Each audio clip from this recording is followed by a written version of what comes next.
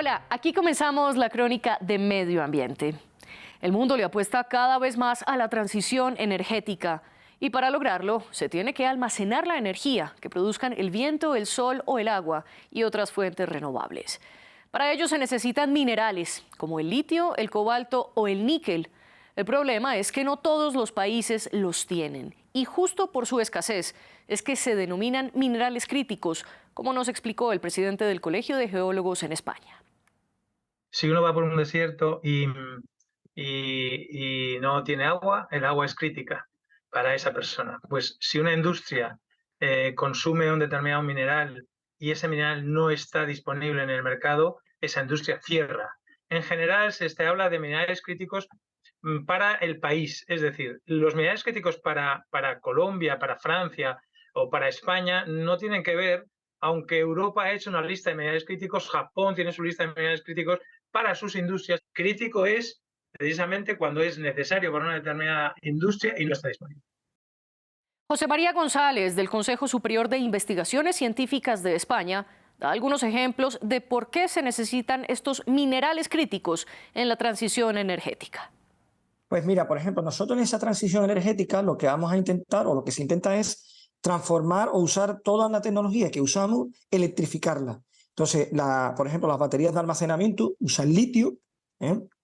Las otras baterías usan carbonato de litio con cobalto, otras usan tierras raras. Entonces necesitamos esa, por ejemplo, en los catalizadores de los coches que reducen las emisiones de gases contaminantes de los vehículos, necesitamos elementos del grupo del platino, como por ejemplo el rodio.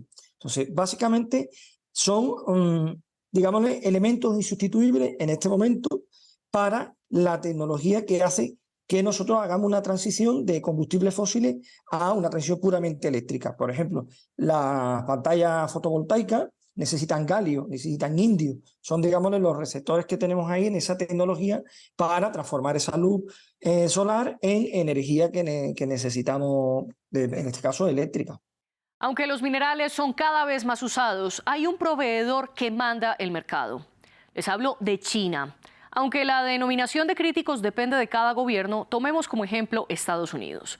El Servicio Geológico del país afirmó que para el 2022, el gigante asiático fue el proveedor de 30 de los 50 minerales que la agencia estatal considera como críticos. Su poder es casi total en el galio y el magnesio, pero hay excepciones como el cobalto, el níquel, el litio y el arsénico, en los que el producto sale principalmente de lugares como República Democrática del Congo, Indonesia, Australia y Perú. Sin embargo, en el resto China es poderoso, y no porque tenga el mineral en su suelo, sino porque lleva más de 2 décadas comprándolo y adquiriendo minas en todo el mundo. China controla el mercado porque lo que hace es el procesado. No tiene todos los recursos ellos naturales. Por ejemplo, las tierras raras tienen el mayor depósito que tiene de tierras raras, lo tiene China en Mongolia, vaya nuevo, ¿vale? También tiene inversiones en otros países para tierra rara, para cobalto, para litio, los grandes, digamos, los que son los más importantes así, pero no solo que ellos tienen los recursos, que no lo tienen, sino que lo que hacen es procesar, comprarlo a terceros países y procesarlo. Y ahí es donde está la clave.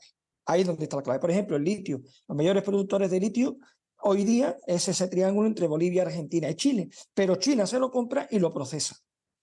¿De acuerdo? Esa es un poco la idea.